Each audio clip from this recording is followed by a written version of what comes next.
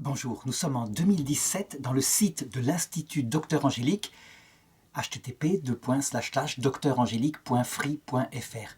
Nous sommes dans une série de vidéos consacrées au cours de métaphysique à l'école du père Marie-Dominique Philippe.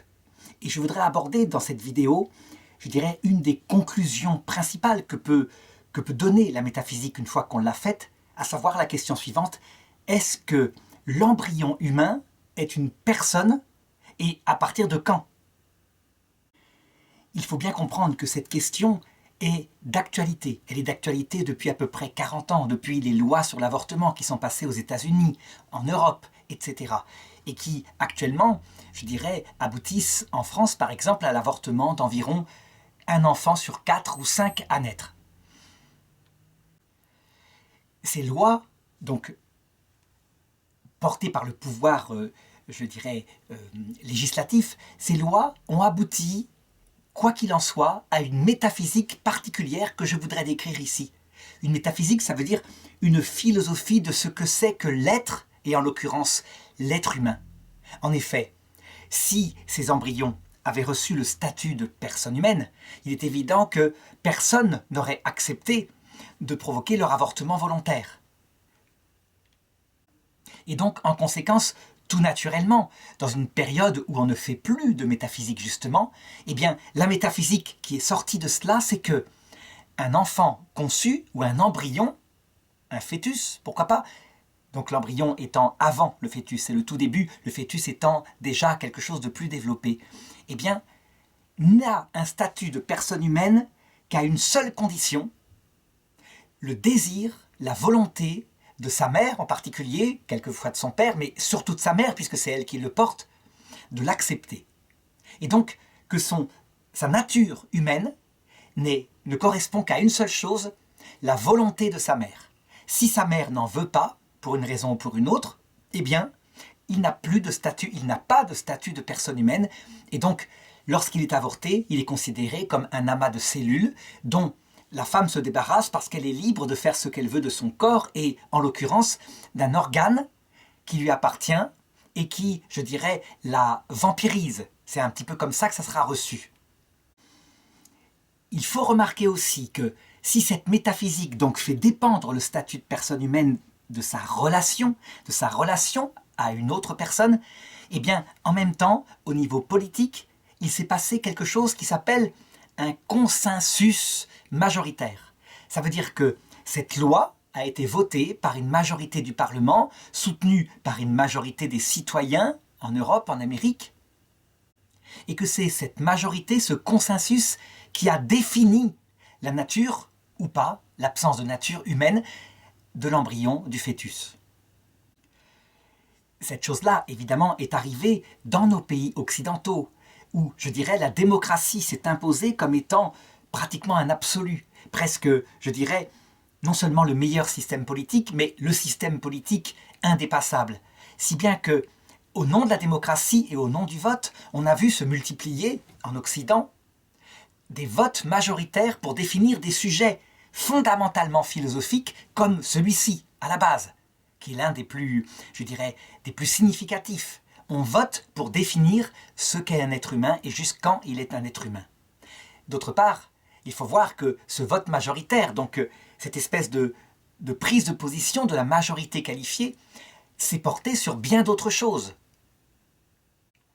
En science, par exemple, eh bien, on peut dire que sur des sujets controversés, c'est pareil. C'est le vote des scientifiques et leur majorité qualifiée qui fait qu'une opinion qui peut être discutée devient, je dirais, la chose qu'il faut penser. On l'a vu, par exemple, en ce qui concerne les débats sur le réchauffement climatique. Certains scientifiques, évidemment, se sont levés contre cela en disant « mais une vérité d'ordre scientifique, ou en l'occurrence ici, une réalité d'ordre métaphysique, ne peut pas être admise par le vote d'un consensus. » Par exemple, on aurait fait voter en 1864 pour savoir si il faut se laver les mains pour accoucher les femmes. L'extrême majorité des médecins aurait dit « mais l'idée du médecin en question, je crois, le docteur Ignace Semmelweis, d'après mes souvenirs, cette opinion comme quoi il faut se laver les mains est absolument ridicule. D'ailleurs, c'est ce qui s'est passé. La majorité des pontes, en observant ce que disait ce petit médecin de campagne, a voté pour le ridiculiser, et la chose n'a été démontrée que bien plus tard avec Pasteur, à savoir qu'il fallait se laver les mains parce qu'il y avait des microbes.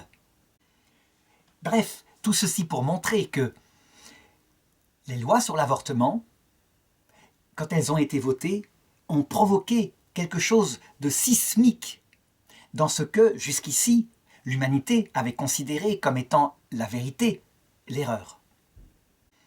Et ces lois sur l'avortement ont eu des conséquences qui ne cessent de s'étendre dans notre société. Je m'explique. S'il est vrai qu'on définit une personne maintenant, en tout cas pour l'embryon et le fœtus, par sa relation à sa mère, par la volonté de sa mère, parfois de son père, de le reconnaître. Alors, pourquoi cette chose ne s'étendrait-elle pas plus loin? Alors évidemment, la nature répugne à ce qu'un enfant, une fois né, puisse être désigné comme n'étant pas partie de l'humanité.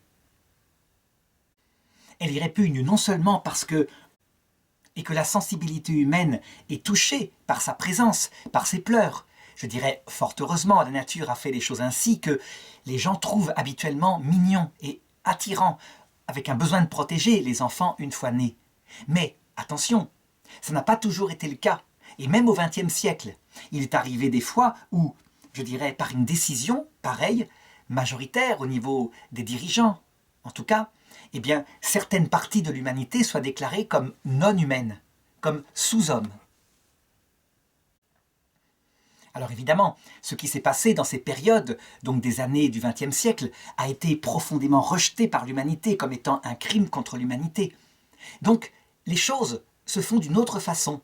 On pourrait dire que, par humanité cette fois, et par sens de ce que c'est qu'un être humain dont la vie est digne d'être vécue sur Terre, eh bien, on voit de plus en plus, et la Belgique, petit pays, en est l'exemple typique, on voit de plus en plus les choses s'étendre. Ça veut dire que, au départ, par un acte libre, volontaire d'un adulte, en demandant 3 fois par écrit, on peut décider que sa vie est indigne en Belgique et donc demander l'euthanasie.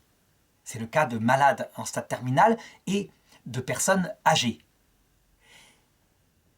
La loi a été votée avec des barrières très strictes. Il n'empêche que, concrètement, à la marge de ces barrières, se sont posés d'autres cas qui estimaient que leur vie était aussi indigne. Je voudrais citer quelques cas. Par exemple, une personne, un adolescent, mal dans sa peau, qui demande, devenu majeur, de se faire opérer pour devenir d'un autre sexe. Évidemment, l'opération ne donne qu'une apparence de sexe féminin. Les problèmes intérieurs qu'il a, qui sont d'ordre psychiatrique, psychologique, ne se règlent pas. Et donc, devant cet échec, il demande l'euthanasie. L'euthanasie, il la demande 3 fois, elle lui est procurée, et le comité d'éthique qui s'occupe après coup de regarder si la loi a été suivie ne trouve rien à redire. 2 personnes âgées qui étaient, je dirais, simplement en bonne santé, mais âgées, un petit peu usées de vivre, décident ensemble de demander l'euthanasie pour partir ensemble en Belgique. Le comité d'éthique ne trouve non plus rien à redire. La seule limite qu'a trouvé le comité d'éthique, ça a été quand un prisonnier, condamné à une très longue peine pour un crime, a demandé l'euthanasie en estimant que sa vie n'était pas digne d'être vécue en prison. Et là, il y a eu un refus, parce que manifestement, ça se heurtait à un autre combat, le combat contre la peine de mort. On pourrait dire, d'accord, ce sont donc des adultes qui demandent. Eh bien non. Toujours pareil, parce qu'on peut décider donc par vote majoritaire ou par opinion majoritaire qui a une vie digne d'être vécue, eh bien la Belgique a fini par voter en 2016 ou 2017 une loi étendant l'euthanasie aux enfants mineurs sans limite d'âge. Sans limite d'âge. Ça veut dire concrètement que si un enfant de 8-9 ans atteint d'une souffrance importante, qui peut être psychique ou physique, demande l'euthanasie, théoriquement, et espérons que le cas ne se présentera pas, théoriquement, il pourrait l'obtenir. Mais comme il n'y a pas de limite d'âge, eh bien, on peut penser que très vite se présenteront les cas d'enfants qui sont nés et qui se révèlent être handicapés. À ce moment-là, au niveau d'une pensée majoritaire, il est évident qu'il n'y a pas de différence entre l'enfant 1 mois avant dans le ventre de sa mère et qu'on peut avorter par un avortement médical et une euthanasie 1 mois après sa naissance, alors que rien manifestement n'est changé. Donc on le voit, ces lois-là, en changeant la métaphysique qui définit ce que c'est qu'un être humain, ont finalement abouti à la chose suivante, fragiliser énormément le destin des personnes les plus fragiles. Ça veut dire que avant, quand il n'y avait pas de loi, il est certain que les médecins, parfois dans des cas ultimes, en accord avec la famille, pratiquaient l'euthanasie, et personne ne le leur reprochait. Mais là, en l'occurrence, comme c'est devenu légal, ça devient presque moral, ça devient une définition de la majorité. La personne, si elle n'a plus de relation parce qu'elle est très malade, peut perdre son statut de personne humaine, et donc le danger se précise pour les personnes âgées en état d'Alzheimer, pour les handicapés mentaux profonds, etc. D'ailleurs, ça n'a pas manqué, pour bien montrer comment, au nom de cette humanité, les choses dérivent en Belgique, et heureusement, un petit pays, les autres peuvent constater. Eh bien, un ordre catholique, évidemment en désobéissance avec l'Église, les Frères de la Charité, en 2016, qui s'occupent de pratiquement tous les handicapés en Flandre, ont décidé de pratiquer l'euthanasie sur les personnes handicapées. Pas toutes, évidemment, il fallait des conditions, mais des personnes handicapées, mentales en particulier, quelles conditions de liberté ont-elles pour demander l'euthanasie? Évidemment, le Vatican s'est dressé contre cela immédiatement, en disant « c'est absolument contradictoire avec la foi catholique », mais de fait, la pensée en question, cet humanisme qui, je dirais, définit l'homme dans sa dignité s'il a des relations avec autrui, évidemment, conquiert des territoires, y compris dans des hommes d'église un peu déboussolés, en tout cas par rapport à leurs propres croyances. Alors, après cette longue introduction, je voudrais maintenant aborder le sujet, au-delà, je dirais, de ce climat qui le sous-tend. Est-ce qu'on peut dire, et quand est-ce qu'on peut dire que l'embryon, le fœtus, est une personne humaine? D'abord, donc, je vais l'aborder d'un point de vue philosophique, en métaphysique, en me servant de la métaphysique d'Aristote, telle qu'elle a été développée de manière simple, extrêmement facile à comprendre par le père Marie-Dominique Philippe, donc un professeur de philosophie à Fribourg. Mais dans un deuxième temps, parce que c'est un sujet qui aussi concerne l'Institut Docteur Angélique, qui est un institut catholique, je voudrais aborder la façon dont l'Église catholique, à travers le pape Jean-Paul II, a réglé le problème dans une autre approche, le domaine de sa foi. Donc, première approche, d'un point de vue philosophique. On sait que la métaphysique, qui est la philosophie de l'être, qu'est-ce qu'un être? L'être en tant qu'il existe, tout simplement, eh bien, a deux approches des êtres. Premièrement, une approche selon la question « qu'est-ce qu'un être ?» Et elle définit qu'un être, c'est une réalité individuelle ayant une substance, c'est-à-dire un principe intérieur, une cause intérieure d'être qui l'unifie. Un être, c'est donc une substance individuelle, et quand cet être est une personne humaine, c'est une substance individuelle de nature spirituelle, donc capable d'activité spirituelle, alors que l'animal, ce sera une substance individuelle de nature sensible. Donc ce n'est pas une personne, mais c'est un être sensible, concret, unifié. Et donc, lorsqu'on attribue cette première approche, la seconde étant celle de l'acte, donc du développement, du perfectionnement de cet être vers ce qu'il doit être normalement dans son plein développement, eh bien, appliqué à l'embryon, on doit se demander, est-ce que, lorsqu'il est fécondé, donc lorsque l'ovule et le spermatozoïde s'interpénètrent et qu'il y a union de tout l'ADN, est-ce qu'à un moment donné, il y a quelque chose qui se passe qui indiquerait que cet enfant, non, ou que cette chose, pour le moment, cette petite cellule, devient une personne humaine? Quand on regarde le développement de l'embryon, on s'aperçoit que extérieurement, c'est-à-dire dans la manifestation extérieure, le premier acte spirituel que fait un enfant, c'est bien après la naissance. Je ne parle pas des actes sensibles, comme entendre, comme voir, comme ressentir avec le petit bout de ses doigts. Non, je dis bien un choix libre, un choix venant de lui-même. Et ça se passe sans doute vers 3 ans, 4 ans, après la naissance. Et avant, évidemment, il se comporte entièrement comme un petit être sensible, donc avec une vie animale, mais qu'il ne vient pas à l'idée d'une mère qui tient son enfant dans ses bras de dire qu'elle a un singe dans les bras. Elle sait parfaitement. Je dirais, c'est un appel de la nature, mais comment le démontrer? Je dirais, pour le moment, il n'y a pas moyen, c'est un ressenti de la mère. Elle sait que son enfant dans ses bras est une personne humaine, la personne d'un bébé. Je sais qu'il y a eu des vidéos qui ont montré que le bébé était une personne parce qu'il était capable de réactions sensibles. Par exemple, aux paroles d'amour de sa maman. On voit en ce moment sur Internet la vidéo d'un petit bébé qui était sourd-muet de naissance et qui pour la première fois, parce qu'il a été appareillé alors qu'il a 3 mois, entend la voix de sa maman. Et on voit toutes les émotions se mettre sur son visage. La surprise, la joie, l'enthousiasme, les larmes. Et donc on se dit, donc c'est une personne. En réalité, en stricte philosophie, ces réactions sont celles d'un petit être sensible pour le moment. Ça veut dire qu'en fait, les animaux proches des hommes, comme les singes, eh bien, sont capables des mêmes réactions. Ce qui ne veut pas dire que le petit enfant est un singe, pas du tout. Simplement, selon l'observation extérieure, pour le moment, seule sa vie sensible s'est développée. Et une vie sensible d'une richesse extrême, qui fonctionne d'ailleurs de manière analogue à celle des singes anthropoïdes supérieurs. On sait que quand un petit singe est orphelin, sa mère a été tuée. Si on veut qu'il soit équilibré plus tard, il faut payer une maman en Afrique qui le prenne dans ses bras tout le temps, comme l'aurait fait sa mère, pour lui mettre de l'amour et de l'autorité. Et que s'il ne l'a pas, il sera névrosé toute sa vie, incapable de vivre en société. Eh bien, c'est pareil pour le petit être humain. Avant même d'être capable d'actes spirituels, il a besoin de l'amour de sa mère, de l'autorité de son père, de cette présence à lui, qui sont deux amours complémentaires et qui vont structurer sa vie sensible pour plus tard, sur laquelle va se développer sa vie spirituelle.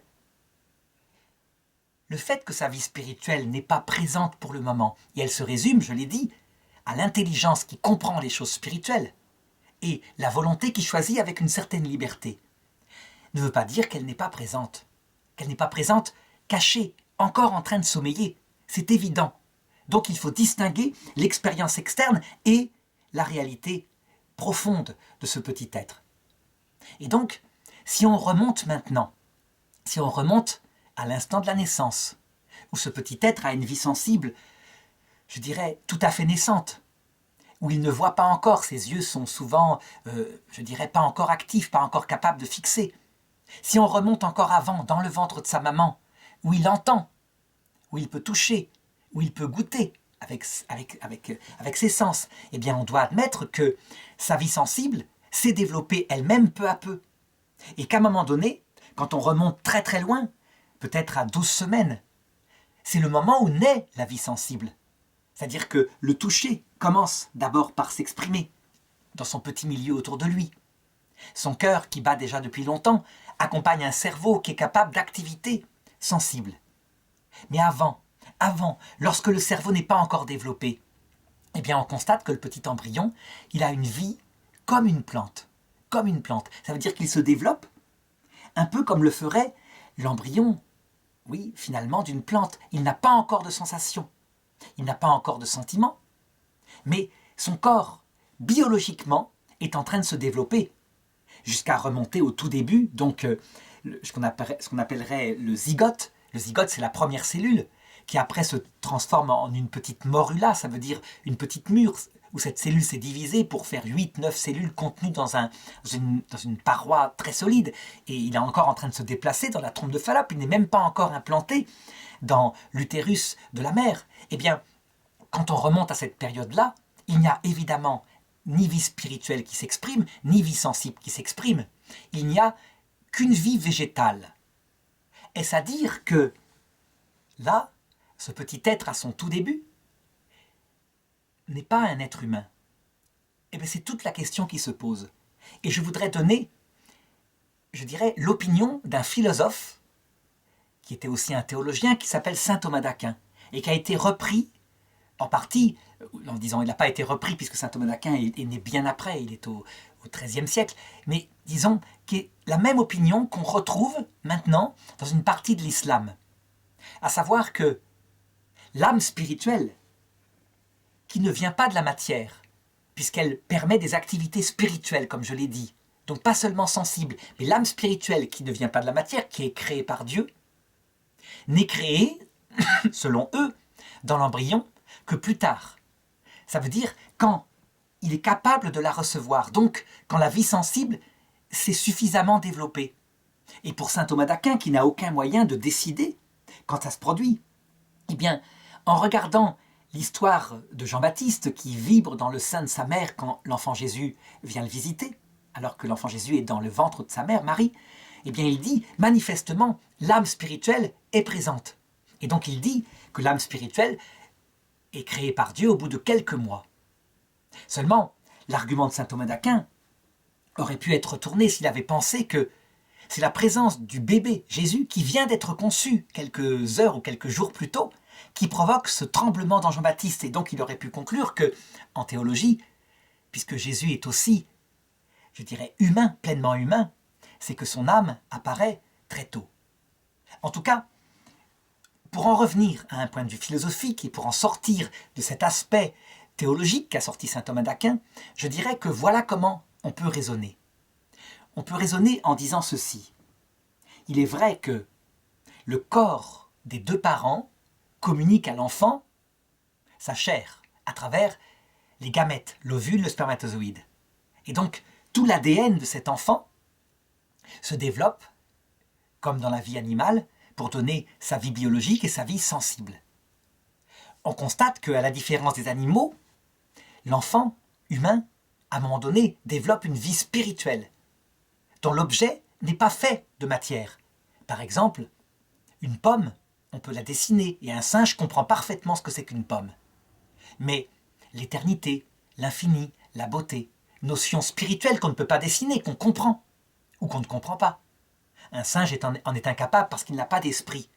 Et donc, puisque l'objet de ses facultés n'est pas matériel, eh bien les grands philosophes en ont déduit que cette faculté, l'intelligence et la volonté, donc ce qu'on appelle l'esprit, n'est pas communiquée par les parents, mais plutôt par un acte créateur de Dieu qui crée dans l'enfant cette âme spirituelle. Je dis bien, les philosophes en ont conclu ça. Aristote le dit, l'esprit humain manifestement vient d'ailleurs, parce que la chair ne peut pas produire d'esprit. Évidemment, ce sont des philosophes qui, en constatant les faits, remontaient à une cause qui était forcément autre que corporelle, puisque le corps ne peut pas produire d'opérations non corporelles. La question donc qui se pose fondamentalement, c'est quand est-ce que cet esprit apparaît, est créé par le Créateur en philosophie? Quand est-ce qu'il est créé dans l'être humain? On est sûr, je l'ai dit tout à l'heure, qu'il est créé vers l'âge de 2-3 ans. Il est là, en tout cas l'effet se manifeste. Mais il est évident qu'il est créé bien avant. Et donc, reste à savoir quand. Eh bien, les philosophes, depuis la découverte de l'ADN dans les années 50, en se penchant sur ces données nouvelles que ne connaissait pas saint Thomas d'Aquin, se sont rendus compte qu'en fait, le zygote, ça veut dire l'œuf fécondé, n'était pas un œuf fécondé d'un animal, que son ADN était celui d'un être humain, et que sans à-coup, tout à fait naturellement, progressivement, il se développait. Ils ont constaté aussi qu'on ne voyait pas un moment particulier où tout d'un coup se produirait un changement radical qui fait que quelque chose serait créé en lui. Non, les choses se passent tout à fait dans le devenir, vie végétative, tout début tout à fait primitif de vie sensible qui se développe, et je dirais que cette continuité continue jusqu'à l'âge adulte, avant de se dégrader quand arrive la vieillesse. Donc, pour retomber à un moment donné, quelquefois, dans l'enfance, avec y compris l'incontinence qui va avec. Mais il n'y a pas d'à-coup. On dirait même que, on le sait maintenant, l'œuf fécondé, entièrement d'un point de vue physique et sensible, possède les informations totales qui feront l'être humain plus tard. Et donc, à partir de là, eh bien, les philosophes, de plus en plus, se penchent pour dire que il n'y a pas de raison. Ce petit être n'est pas sa mère, il a un chiffre différent, biologique, au niveau de l'ADN de sa mère, il est lui-même. C'est un individu absolument substantiel. Son unité est présente, même si elle n'est pas encore manifestée. Et donc qu'il n'y a pas de raison qu'il n'ait pas sa perfection totale, y compris son âme spirituelle qui pour le moment sommeille. Cette âme spirituelle qui provoque son unité totale. Et donc que, à la conception même, à quel moment précisément, 10 minutes après, 10 minutes, 1 minute après, on ne sait pas, mais qu'à la conception même, une fois la fécondation faite, il n'y a pas de raison de retarder l'apparition de l'âme spirituelle, même si elle ne s'exerce pas, puisque cette âme spirituelle est aussi la cause de l'unité d'être de cet embryon. Alors évidemment, quand on analyse la démonstration que j'ai faite, on doit être honnête. Ce n'est pas une démonstration définitive. Je n'ai pas de preuve définitive parce que ce petit zygote fécondé, donc cet ovule fécondé, eh bien, n'a pas d'activité sensible, n'a pas d'activité spirituelle. Manifestement, il n'a que des activités végétatives. Donc on n'a pas un effet qui permettrait d'inférer la cause. Donc on a simplement la constatation qu'il n'y a pas de radicale différence. Ce sont des signes qui permettent d'inférer que probablement l'âme spirituelle est créée dès le départ. Des signes dans le corps, puisque le corps n'a pas de radicale différente si ce n'est un développement, qui permettent, je dirais, d'établir très faiblement que l'esprit doit être là dès le début. Et c'est cette faiblesse-là, évidemment, qui fait que les législateurs ont décidé, en bannissant l'existence de l'âme spirituelle, évidemment, en décidant que toutes ces activités spirituelles qui apparaîtront plus tard étaient purement d'origine corporelle, donc malgré les raisonnements que j'ai indiqués, ils ont décidé qu'en fait, tant qu'il n'avait qu'une vie végétative, il n'était pas, je dirais, une personne humaine, qu'il n'était finalement qu'un amas de cellules se développant. Et certains législateurs en Amérique, dans certains États d'Amérique, tant qu'il n'avait qu'une vie animale, il n'était pas non plus un être humain, qu'il avait simplement le droit au respect de sa sensibilité, et donc qu'il pouvait être avorté, mais pas avec n'importe quelle méthode. Alors, d'accord, donc c'est de l'ordre du signe très très fort. Ce n'est pas une démonstration absolue, il faut l'admettre. Cependant, parallèlement, je dirais qu'il y a quelque chose qu'on doit tenir en considération. C'est ce que ressent la mère, et parfois aussi le père.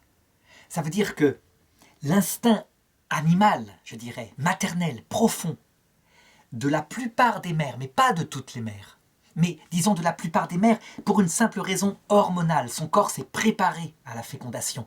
Et la fécondation provoque des effets d'euphorie, d'attachement même, avec l'ocytocine, etc.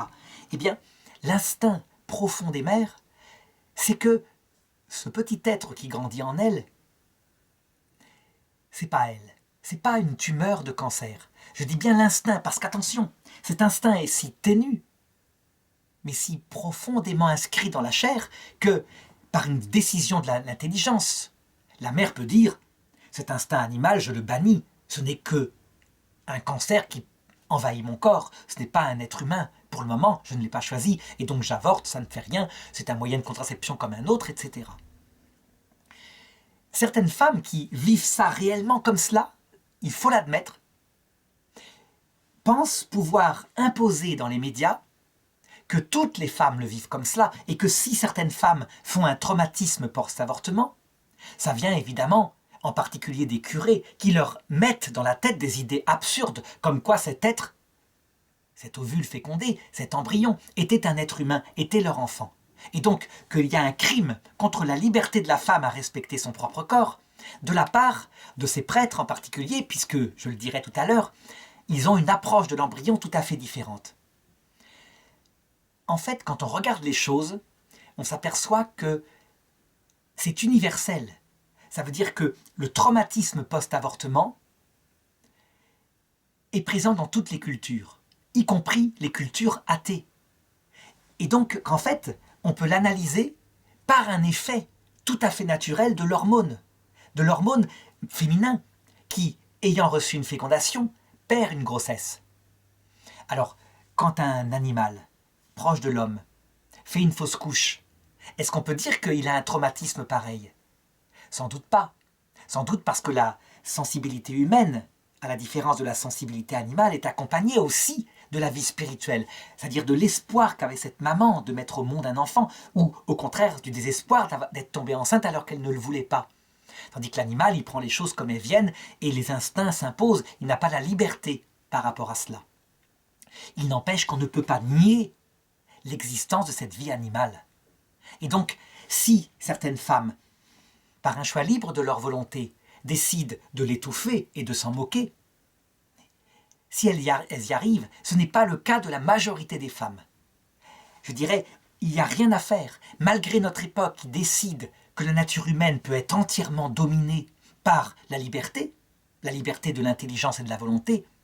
On sait bien que ça ne marche que chez des intellectuels, que le peuple, lui, la majorité du peuple, ne fonctionne pas comme ça. On a fait des essais au XXe siècle pour changer la nature humaine. La nature humaine revient chez la majorité des gens. Elle est présente. Les gens ne nient pas ce qu'ils sont. Sauf quelques intellectuels, comme je l'ai montré. Donc attention, il y a là une lutte contre quelque chose qui est profondément dans l'être humain et qu'on ne pourra pas effacer.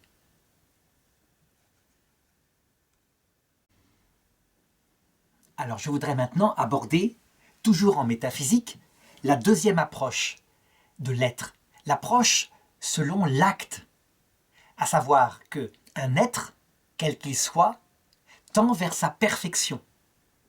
La graine d'un chêne, qu'on appelle un gland, est un chêne, mais elle est un chêne parfait, développé, lorsqu'elle s'est développée et qu'elle a donné un arbre capable de donner à son tour des graines. Pour l'être humain, c'est pareil. Il faut l'admettre. Le petit œuf fécondé, s'il est substantiellement le même être que Sandrine, qui sera l'adulte que je verrai, mettons, 25 ans plus tard, eh bien, il n'est pas développé selon l'acte. Il est en puissance.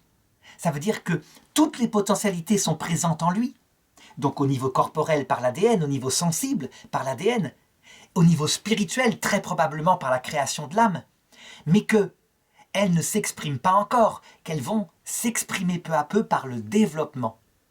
Donc cette philosophie de l'acte permet de comprendre que l'embryon, s'il est substantiellement ce que je suis plus tard, et on est tous passés par là, il n'est pas en acte pleinement développé.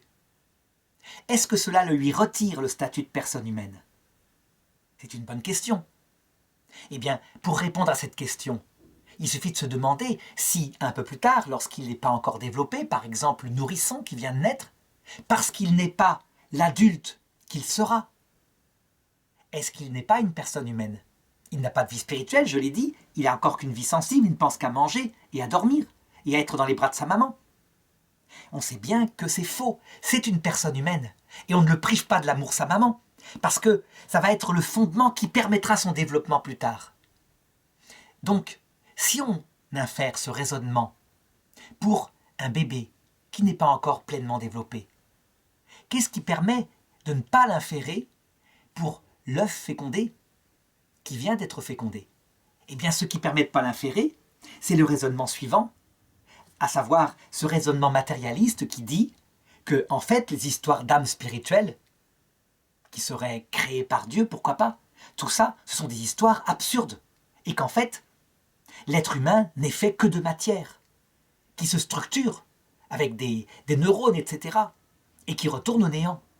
En fait, fondamentalement, on sait bien, c'est logique en métaphysique, que cet être humain est Sandrine, comme je le disais, ce petit œuf fécondé est Sandrine telle qu'elle sera plus tard, mais qu'elle est simplement en développement. Et c'est un raisonnement, je dirais, matérialiste qui consiste à dire quelle importance, puisque ce qui aurait été Sandrine plus tard, de toute façon n'est pas conscient et retournera au néant. Donc, avorter n'a aucune importance. C'est pas grave, on en fera un autre. Et Sandrine n'a aucune conscience de ce qui lui est arrivé, elle n'avait pas développé sa vie spirituelle. Ce que je veux dire par là, c'est qu'en fait, ce débat fondamental sur l'avortement, en fait, touche à quelque chose de plus radical dont je vais parler tout à l'heure. Ça veut dire que se bagarrer d'un point de vue strictement métaphysique pour dire substantiellement c'est une personne humaine, en acte c'est une personne humaine en développement, n'empêchera jamais l'avortement si, de toute façon, tout se termine par le néant. Parce que ces arguments, qui sont vrais, n'ont pas la force d'arrêter les choses dans un monde désespéré, où de toute façon rien ne vaut rien, puisque on meurt et rien ne survit. Par contre, dans une philosophie qui admet que l'âme est créée par un être, un créateur, et qu'elle survit, puisqu'elle n'est pas faite de matière, là les questions pourront commencer à se poser. Comme on le voit par exemple chez les animistes, qui sont très souvent, donc dans ces peuples-là de première, sont évidemment contre l'avortement pour la même raison, le respect des âmes humaines qui viennent ainsi dans le corps du petit bébé. Avant d'aborder donc cette question qui va, je pense, vraiment éclairer, au point de vue, je dirais, la question de l'humanité de l'embryon, je voudrais tout de même donner quelques objections qui ont été formulées par des biologistes. Donc j'ai dit tout à l'heure que l'âme humaine, très probablement, était créée à la conception, parce qu'il n'y a pas de différence radicale, même au point de vue du corps, entre cet œuf fécondé, qui a tout son ADN, et son développement plus tard, tout se passe dans la suite. Seulement, il y a quelques objections. Première objection, sans doute la moins forte. Que penser des vrais jumeaux? Les vrais jumeaux, c'est quoi? C'est un petit œuf fécondé qui se divise et qui devient une morula, donc comme une mûre avec à l'intérieur des petites cellules, 8, puis 16, etc. Et à un moment donné, une des cellules qu'il compose se détache. Ça se passe au tout début. Elle a donc entièrement le pouvoir de se développer et elle-même se met à se diviser pour donner une morula. Et donc on a deux frères ou deux sœurs qui sont des jumeaux vrais. Ça veut dire qu'ils ont exactement le même ADN puisque la petite cellule qui s'est détachée vient de la première morula. Évidemment, cette deuxième cellule qui se développe va donner un vrai jumeau, et ce vrai jumeau, il a son âme spirituelle individuelle. Il aura son histoire, c'est une personne qui a la même ADN que son frère ou sa sœur, mais qui aura une vie très différente et des choix très différents. Donc, qu'est-ce qui se passe alors? D'où vient, je dirais, que cette deuxième cellule qui s'est séparée devient une personne humaine? Eh bien, je dirais, en métaphysique, cette objection se résout très vite. Si l'âme spirituelle vient de l'extérieur, et qu'elle est créée par celui qui est à l'origine du monde, eh bien, tout simplement, il crée l'âme à cet enfant. Et ça donne une deuxième personne humaine. Donc, tout ce qui peut donner un enfant, Dieu lui crée son âme spirituelle. Voilà ce qu'on pourrait dire, tout simplement. Mais il y a une objection beaucoup plus compliquée. Il y a, paraît-il, m'ont dit certains biologistes, ce qu'on pourrait appeler des chimères. Ça veut dire des faux jumeaux, donc deux ovules qui ont été fécondés, donc un frère, une sœur, ça peut être, ou deux frères, mais qui n'ont pas le même ADN, et qui à un moment donné, en nidifiant, sont tellement proches l'un de l'autre, tellement collés, que finalement ils fusionnent pour donner à la fin une seule personne humaine, dont une partie aura l'ADN de la personne, et l'autre partie, par exemple un bras ou une partie du corps, sera l'ADN de son frère ou de sa sœur. Donc une personne qui a deux ADN. C'est quelque chose de fabuleux. Il y a eu des films, des thrillers qui ont été faits à partir de là, de criminels qui avaient deux ADN. Où est passée l'âme spirituelle de cet enfant qui s'est fondu dans l'autre? C'est une bonne question. Et je dirais, simplement, cette âme spirituelle, elle est partie dans l'autre monde. Elle n'est plus là, puisque seule la personnalité, dans le cas de cette chimère, qui a sa tête, qui peut penser, est capable de se développer. Alors c'est une hypothèse que je donne. Quand c'est le cas, je dirais, de frères siamois, par exemple ces deux petites sœurs qui ont vraiment un seul corps et deux têtes. On les voit sur Internet, elles ont grandi, elles se sont développées, et on les a vues grandir pendant des années. Là, il y a deux personnes humaines, avec deux pensées, et elles doivent s'entendre, puisque une des têtes commande une des jambes, et l'autre tête, l'autre personne, commande l'autre jambe. Donc si elles sont fâchées, elles n'arrivent plus à marcher. Là, on voit bien qu'il y a bien deux âmes spirituelles. Dans le cas d'une chimère, c'est tout à fait différent. L'un s'est fondu dans l'autre. Et donc mon idée, ce n'est qu'une hypothèse, c'est que son âme spirituelle est partie dans l'autre monde, que ce deuxième enfant est mort. Mais en tout cas, c'est une objection, ça pose problème. C'est vrai, la question de l'âme spirituelle est là, je dirais, questionnée par des cas comme ça, ce qu'on appelle de la tératologie, c'est-à-dire des monstruosités que fait la nature. Donc je ne résous pas plus cette objection, je laisse à chacun la liberté d'y réfléchir, parce que vraiment, ça pose problème, ce sont des cas limites. Et j'aborde maintenant directement, je dirais, l'autre partie de cette vidéo. La partie qui explique pourquoi j'ai laissé tout au long de cette vidéo présent l'icône du Christ, ça veut dire la partie chrétienne. En réalité, j'aurais dû ne pas mettre dans la première partie l'icône du Christ, puisque c'était une approche purement philosophique, y compris quand j'ai parlé de Dieu. J'ai parlé de Dieu dans une approche philosophique, et non pas de la révélation chrétienne, sauf à un endroit particulier, pour citer saint Thomas d'Aquin, qui, elle, est de l'ordre de la théologie révélée. Donc pourquoi maintenant j'aborde cette question au point de vue théologique? Parce que, je l'ai dit, il ne faut pas se faire d'illusions. C'est l'Église chrétienne, et l'Église catholique en particulier, qui a dans le monde la plus profonde conscience du drame terrible qu'est l'avortement. Et non pas seulement à cause des mères qui y passent et qui ne peuvent pas le vivre bien, quoique certaines le font, mais surtout à cause de la deuxième personne, à savoir l'enfant, dont l'âme spirituelle existe et qui est projetée dans l'autre monde pour un destin que l'Église catholique reconnaît ignoré.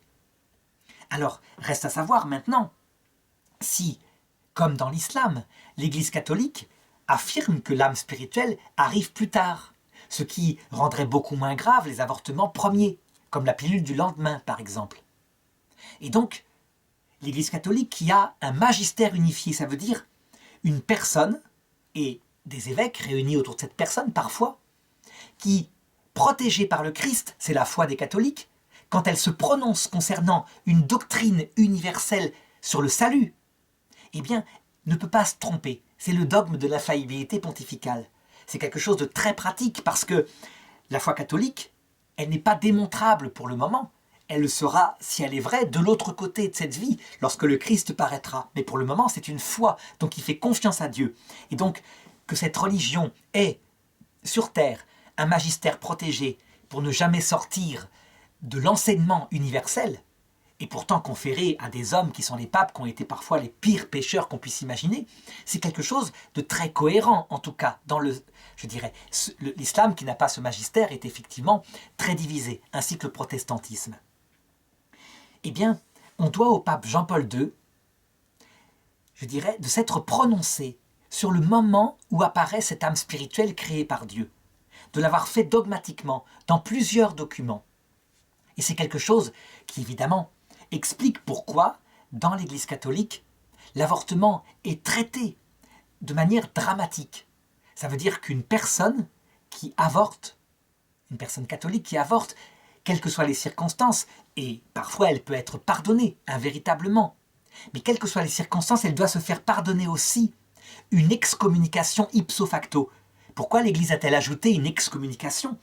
Parce que pour elle, l'avortement est l'acte le plus contradictoire qu'on puisse imaginer avec sa foi elle-même. Sa foi, tout simplement, dans le fait que, juste à la fécondation, la personne humaine est créée. Ce qui veut dire que dans un acte sexuel sacré pour l'Église, l'autel où se célèbre le sacrement de mariage, lorsque un enfant est conçu, Dieu crée son âme, Dieu bénit ce couple en créant l'âme de cet enfant. Donc qui devient une troisième personne, reçue dans le ventre de la maman, et qui pour le moment sommeille. Donc, quand est-ce que cette âme est créée? C'est la question qui se pose.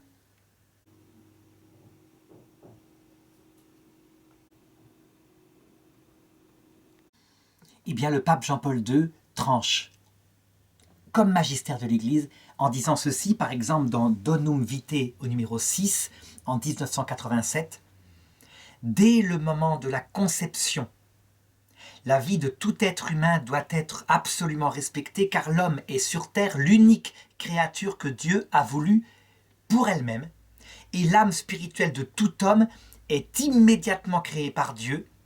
Tout son être porte l'image du Créateur. » Je me rappelle avoir eu une discussion avec un évêque qui me disait « L'âme est immédiatement créée par Dieu, ça veut dire créée directement par la main de Dieu.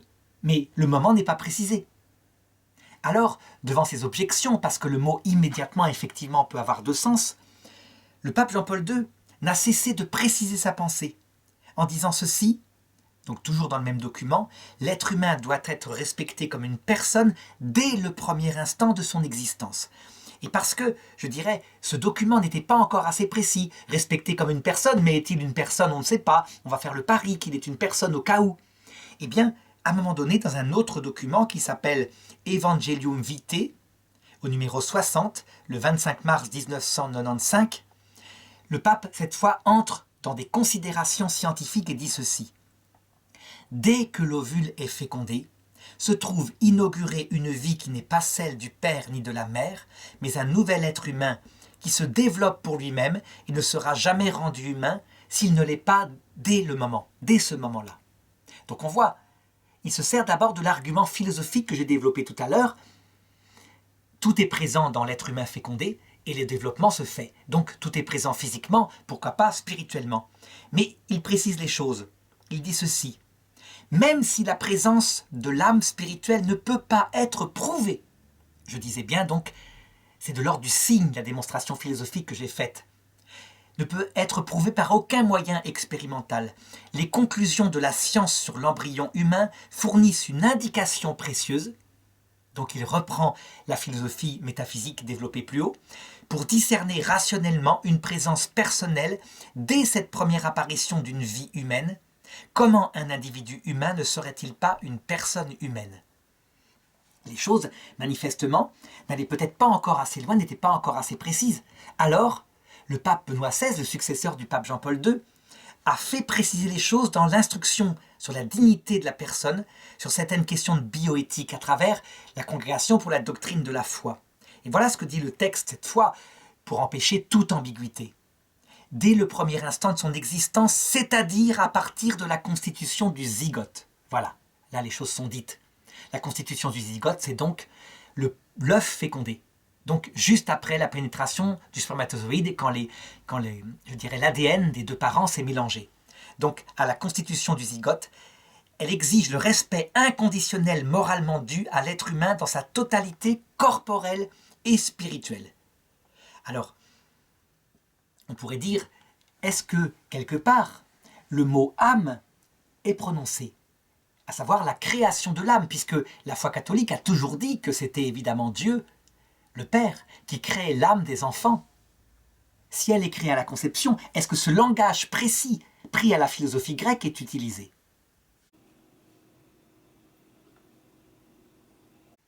Eh bien, je dirais oui, et je l'ai cité. En fait, finalement, tout ce développement plus tard, à cause des problèmes qui se posaient, en philosophie, était dit dans la phrase que je vais relire dès le départ, à savoir dans Donum Vitae 6, l'âme spirituelle de tout homme est immédiatement créée par Dieu. Et on le sait, donc à la conception. Les conséquences de cette foi catholique, qui, pour le coup, est de l'ordre de la foi, ça veut dire que ça donne une certitude pour le croyant. Et le philosophe, lui, reste démuni, comme je l'ai indiqué tout à l'heure. L'avantage de cette foi, c'est que tout d'un coup, elle change la perspective. On comprend pourquoi la position de l'Église est tellement dramatique par rapport à l'avortement. Au point que Mère Teresa disait, d'ailleurs, que c'est sans doute à cause de l'avortement que le poison qui détruit l'être humain dans toutes ses autres dimensions s'est développé dans le monde. En effet, si l'âme spirituelle est là, alors que le petit être ne ressemble qu'à une toute petite cellule, donc n'a pas aspect humain, eh bien on peut dire que, en le tuant volontairement, on tue quelqu'un qui n'a pas aspect humain. L'être le plus important pour soi normalement, son propre enfant.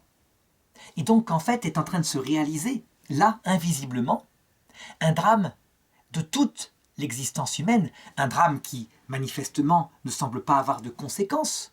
Les choses semblent aller bien, au point que parfois, les évêques doivent être remis en place parce qu'ils considèrent que l'Église défend les embryons parce qu'elle défend la vie humaine, a priori, comme ça, de manière générale. Non, non, c'est plus radical que ça. L'Église annonce elle annonce prophétiquement que, lors de notre arrivée dans l'autre monde, qui ne saurait tarder, puisque tous ceux qui écoutent cette vidéo ont peut-être plus que 20 ans, et donc on est mort dans quelquefois 60 ans plus tard, notre arrivée dans l'autre monde nous manifestera l'envers du décor, et donc que beaucoup découvriront, heureusement ils ne le savaient pas, et donc le pardon de Dieu les revêtira, mais ils découvriront qu'en fait, en n'écoutant pas la voix prophétique de l'Église, ils ont tué leur propre enfant.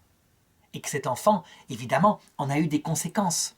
Ne serait-ce que la conséquence d'avoir été jeté un petit peu comme dans le conte de Grimm, là, qui s'appelle Le Petit Pousset.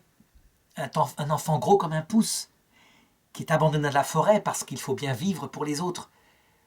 Et ce conte, évidemment, a un sens métaphorique qui est déjà l'avortement à cette époque-là. Comment se débarrasser du tout petit qu'on ne voulait pas et qui gêne, je dirais, l'équilibre de la famille. Si c'est le cas, je dirais que nos pays riches en Occident sont évidemment extrêmement, je dirais, impactés par cela, parce qu'il n'y a aucune excuse dans la mesure où l'argent ne manque pas. Que si l'avortement se développait dans les pays pauvres où la misère existe, on pourrait dire qu'il y a une raison profonde, mais ce sont dans les pays riches que l'avortement se développe, ce qui montre quelque chose d'autre en fait, comme cause de l'avortement. Sans doute simplement la volonté d'être dans un plaisir immédiat qu'on a construit dans ces projets.